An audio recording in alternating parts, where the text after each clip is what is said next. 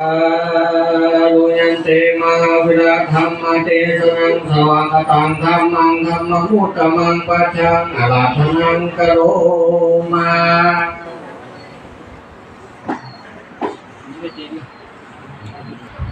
นะโม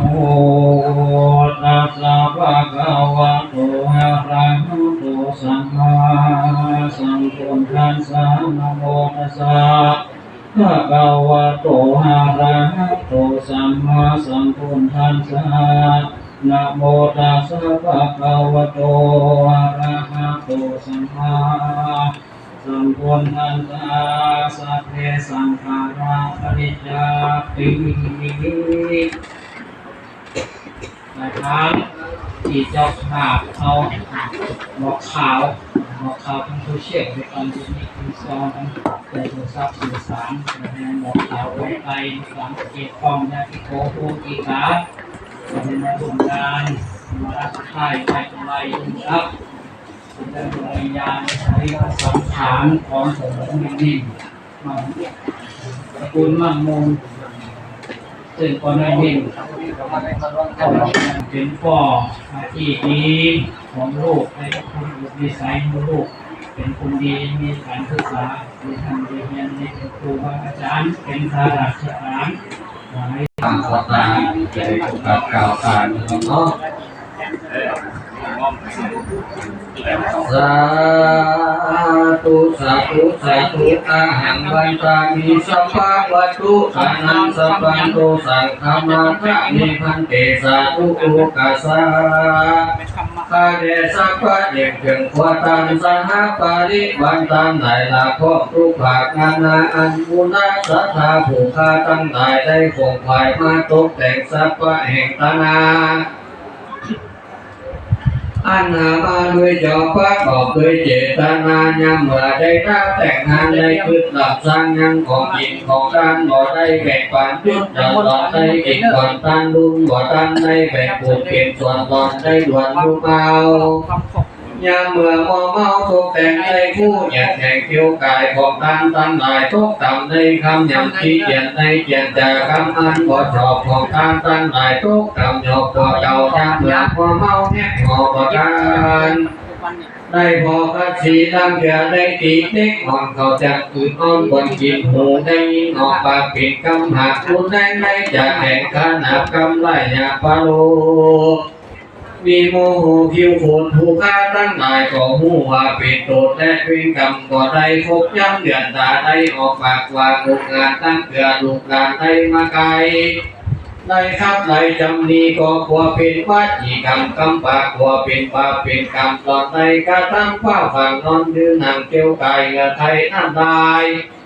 ได้มาตกใส่เส้นผมน้อยใหญ่ตกบนใส่ของกินของทานนั่งเกลือได้ช่วยล้างจานโดยหาดบ่พอสะอาดหมดใส่ลงลืมไป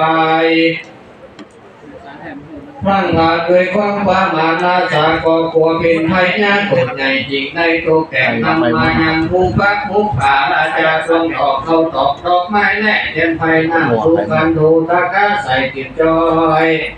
ผู้ข้าน้อยขอสมาสภาพาลิวาราหลายอย่างอันเป็นเครื่องของทางขอเครื่องวิเศษนาทานเจ้าตั้งหลายจุงโผล่หือหายกายเป็นอะโหสิกรรมยาหือในเป็นนิวรธรรมกับมันแก่กาแก่มุนนาสัทธาผู้ข้าตั้งหลายจูหูจูคนจูน้อยน้อยใหญ่ยิ่งใจนั้นจึงจะมีแดงแต่ดีวิสาทุนามามิสิละสาสะปะวัตุตานังสัพพะปุจจาภการณะวิเศษะอเนวานะทักขินโยกายะตะวะเลวจิตาวะเลมโนทาวะเลสัมปิจาภามะเตนะวะสัมปิจาภามะเตนะวะกายะกัมเมนะวะวจิกัมเมนะวะมโนกัมเมนะวะจิตาโตสังอนาคาตาโตสังปัญจุปันนาโตสังสัพพันโตสังฆมันตุโนโยสันนิสิโนวาระโพธิมูเลมาลังสาเสนัมมาจิวิจโยสัมโพธิมา พุทธะโมตัสปันนามามิพุทธังตังปันนามามิธัมมังตังปันนามามิสัทธาเทวดาหัสสาวัตวาอารังวัดมันเป็นที่นี้และเทวดาอันรักษาให้นากามะติประเทศบ้านเมืองไทยเมืองของมุนาสถาและอาหักเจ็ดบางเจ็ดเมืองดังพงมาเทวดาตดจืดแจ้งคันใสสะอาดบาปตาทุกขจัดใสสีทุวาอากามานิเมฆราถึงเทวดาติเกตอมโยเนโมตะนาตามพระอินตาภูบานโปรดองค์การฟ้าเปลืองเต้าเจ็บคุณพงจะทุโลกตั้งสีจักสีจันทาตุมีสักสักกัจจังเทมาภูเจมาทุตินังพิสาตุ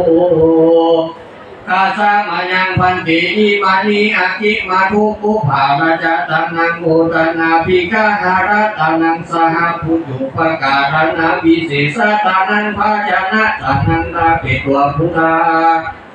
ธรรมะสังฆัสสะสักกัจจังเทมาภูเจมาตติยังพิสาตุโอกาสามายังพันติอิมานิอากิมาทุกุภาราจตังนังโอตนาภิกาหารัตนังสหพุจุปการณาวิเศษตานังภาชนะตานังทาปิตัวพุทธธรรมสังฆัสสะสักกัจจังเทมาภูเจมาพุทโธโนธัมโมโนสังโฆโนพุทโธกาละโภธัมโมกาละโภสังโฆกาละโภอัมมากังทิกาละตังหิตายะ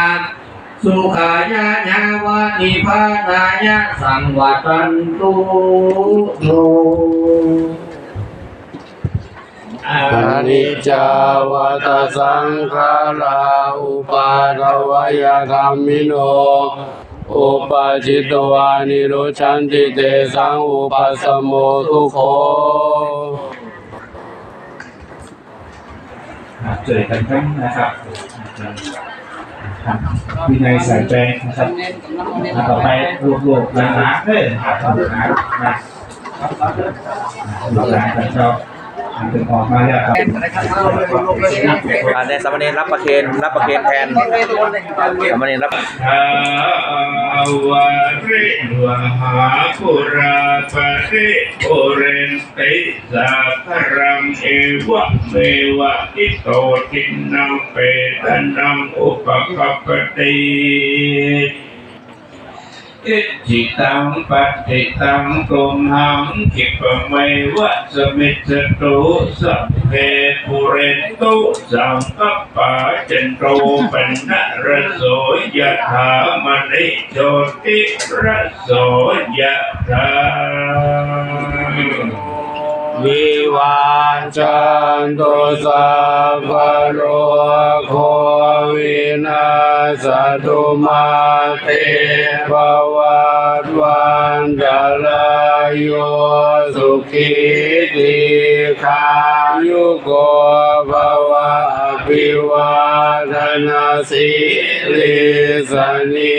จังพุทธาปัจจายโนจัตตารโอธรรมวัฏันติอายุวันโนสุขังภาลัง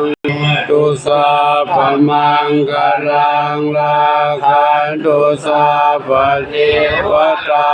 สัพพพุทธานุภาเวนัสสตาโสติภวันตุเตภวันตุสัพพมังคลังราคันตุสัพพเทวตาสัพพสัมมานุภาเวนัสสตาโสติภวันตุเตภวันตุสัพพมังคลังราคันตุสัพพเทวตาสัพพสังฆานุภาเวนัสสตาโสติภวันตุเต